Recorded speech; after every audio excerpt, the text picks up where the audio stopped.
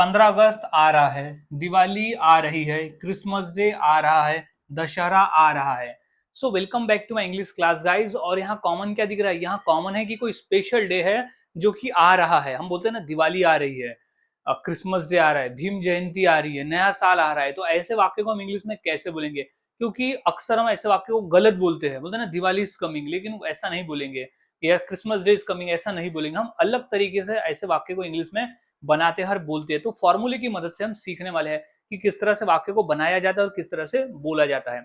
और हाँ गाइज, मैंने ऐसे ही 300 इंग्लिश सेंटेंस फॉर्मूला भी तैयार किया है, जिससे आपको आसानी हो जाएगी रोजाना की इंग्लिश बनाना, यानी फॉर्मूले की मदद से बनाना और फिर उसे रोजाना के बोलचाल में बोलना। काफी आसान तरीके से आप सीख जाओगे। तो 150 रुपीज में आपको यहाँ 300 फॉर्मूलेज मिल जाएंगे। तो गाइज अब सीख लेते हैं कि हम इस तरह के वाक्य को इंग्लिश में कैसे बनाते हैं और कैसे बोलते हैं। तो सबसे पहले हमें समझ लेना होगा फॉर्मूले को, कि वो कौन सा फॉर्मूला है जिसके आधार पर हम इस तरह के वाक्य को बनाते हैं। तो सबसे पहले आ जाएगा वह जो आ रही है, जैसे दिवाली, 15 अगस्त, 26 जनवरी, ईद, कुछ भी जो भी आ रहा है वो हम यहाँ लिख देंगे। सबसे पहले ब्लैंक जगह पे सबसे पहले तो वो हम चीज लिख देंगे। फिर उसके बाद हम लिखेंगे is just around the corner. Is just around the corner का ही मतलब हो रहा है कि आ रहा है, यानी नजदीक है, आ रहा है।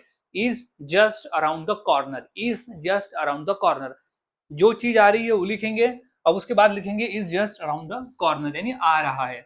अब हमने समझ लिया। अब जब वाक्य को बनाएंगे तब हमें अच्छे से समझ में आएगा। तो पहला वाक्य है कि हम बोलते हैं 15 अगस्त आ रहा है, 15 अगस्त आ रहा है, यानी स्वतंत्रता दिवस आ रहा है। तो इसको हम कैसे लिखेंगे? हम यहाँ लिख देंगे 15 अगस्त, 15 अगस्त। अब 15 अगस्त आ रहा है तो हमने यहाँ लिख दिया 15 अगस्त। अब उसके बाद लिखेंगे is just around the corner, is just around the corner, is just around, is just around the corner, यानी आ रहा है। Is just around the corner यानी नजदीक में है। तो 15 अगस्त is just around the corner, यानी इस तरह से वाक्य बनते हैं। नेक्स्ट है दिवाली आ रही है, दिवाली आ रही है। तो इसको किस तरह से लिखेंगे? तो इसे हम लिखते हैं, सबसे पहले तो हम लिखेंगे यहाँ पर दिवाली।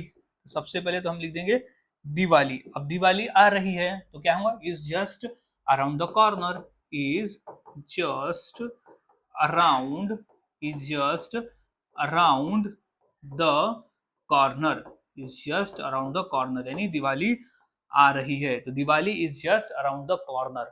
तो गाइज इस तरह से वाक्य बनाया जाता है और बोला जाता है। बहुत आसान है, फॉर्मूले को याद में रखना होता है और फॉर्मूले की मदद से आप आसानी से ऐसे वाक्य को बनाकर बोल सकते हो। कुछ और वाक्य देख लेते हैं। जैसे भीम जयंती आ रहा है या भीम जयंती आ रही है, तो सबसे पहले फॉर्मूले के हिसाब से तो हम यहाँ भीम जयंती लिख लेंगे। तो हम लिखेंगे यहाँ पर भीम जयंती, भीम जयंती, भीम जयंती। अब क्या लिखेंगे? Is just around the corner, is just around, is just around the corner, is just around the corner, यानी आ रही है। Is just around the corner, यानी Bhim Jayanti is just around the corner. तो गाइज इस तरह से वाक्य बनते हैं और बोले जाते हैं। और देख लेते हैं, होली आ रहा है, होली आ रही है। तो क्या लिखेंगे? सबसे पहले तो हम लिख देंगे यहाँ पर होली, होली। फिर लिखेंगे is just, is just around the corner, is just around the corner, यानी होली आ रही है। तो Holi is just around the corner, इस तरह से। नेक्स्ट है कि मेरा जन्मदिन आ रहा है, मेरा जन्मदिन आ रहा है। तो इसकी इंग्लिश कैसे बनाएंगे? बहुत इंटरेस्टिंग है। तो सबसे पहले तो यहाँ हम लिख देंगे माय बर्थडे, यानी मेरा जन्मदिन। तो माय बर्थडे, मेरा जन्मदिन। तो माय बर्थडे क्या हो जाएगा? Is just around the corner, is just around the corner, is just around the corner, यानी आ रहा है। क्या आ रहा है? मेरा जन्म दिवस, is just around the corner. अब नेक्स्ट है कि नया साल आ रहा है। तो इंग्लिश क्या हो जाएगी? New year, new year, new year. फिर लिख देंगे हम जस्ट अराउंड द कॉर्नर, यानी आ रहा है। Is just around, around the corner, is just around the corner, यानी क्या आ रहा है? New year is just around the corner. तो इस तरह से गाइस वाक्य बनाए जाते हैं और बोले जाते हैं। बहुत आसान है, फॉर्मूले को याद में रखना है और प्रैक्टिस करते रहना है। जितना प्रैक्टिस करोगे उतना आसान है और उतनी आसानी से आप बनाकर इसे बोल लेते हो। तो अभी इसी फॉर्मूले के आधार पर दो वाक्य, जैसे 26 जनवरी आ रहा है और गांधी जयंती आ रही है, आ रहा है, जो भी है। तो इस फॉर्मूले की मदद से ये दो वाक्य की इंग्लिश क्या होगी, मुझे कमेंट सेक्शन में जरूर बताएं।